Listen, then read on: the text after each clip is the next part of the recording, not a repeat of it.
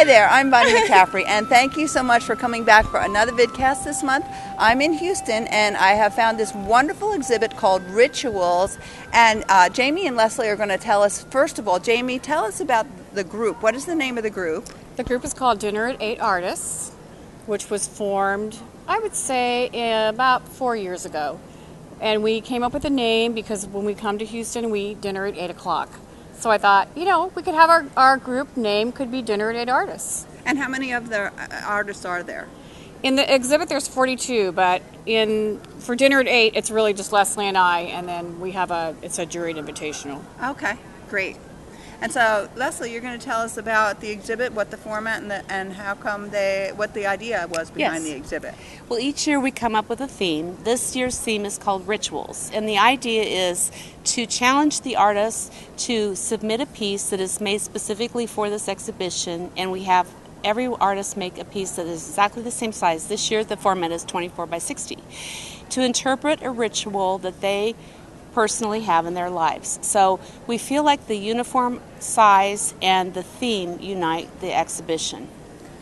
Okay, so we're going to go take a look and see some of the rituals and the quilts that are on display here. All right, so Leslie, what is your ritual? My ritual is my quilt is called the coffee break, and it is about a long-standing ritual that I have with my friend, fellow teacher, and curating partner, Jamie Fingal from Dinner at 8 Artists.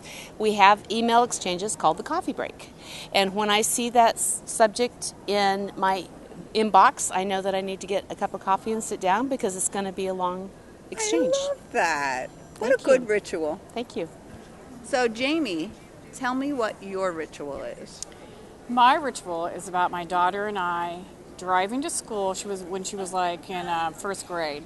We would go by this house that was purple. Imagine a purple house amongst a bunch of gray and brown and ugly houses. So this bright purple lavender house sticking out. So we would always thought that house was so special. So we made a wish on the purple house every day.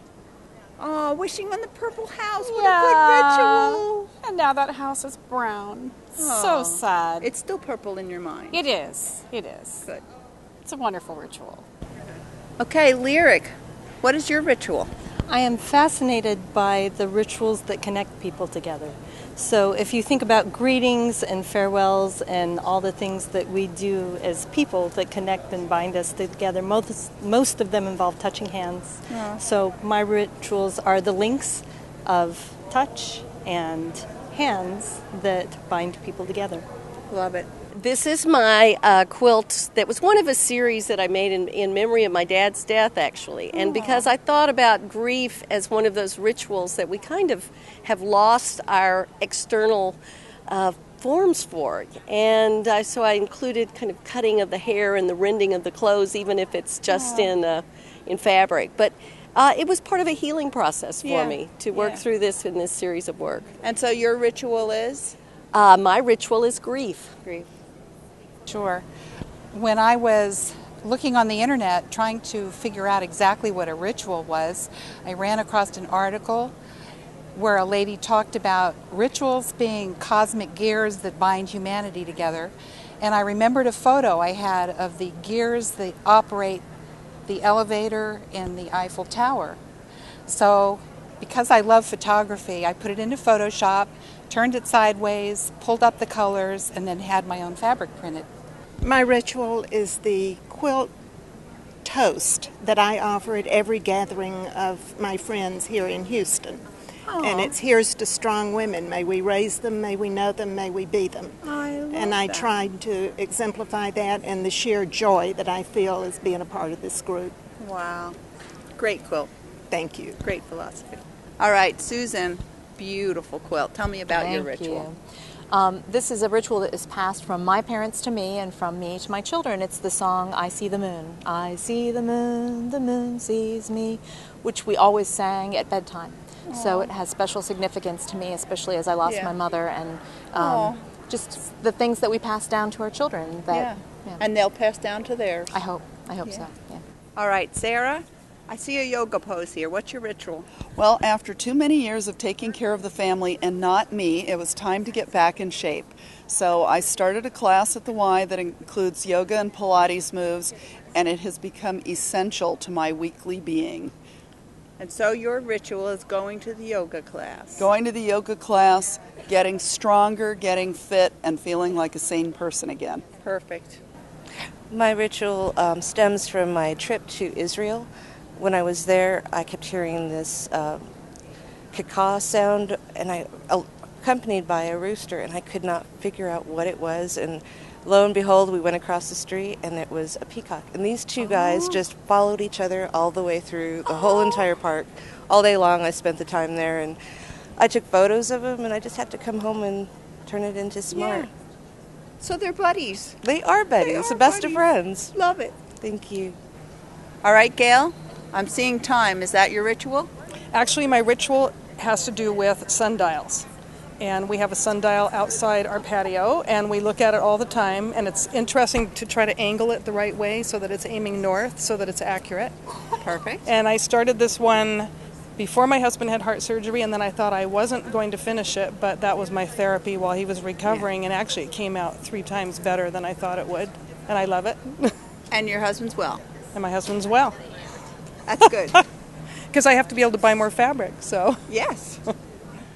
Okay, Jeannie, who's Milo? He is my favorite dog, 15 years old, carries the paper to us every morning, and just loves doing it. That's his work. Is that his ritual or yours?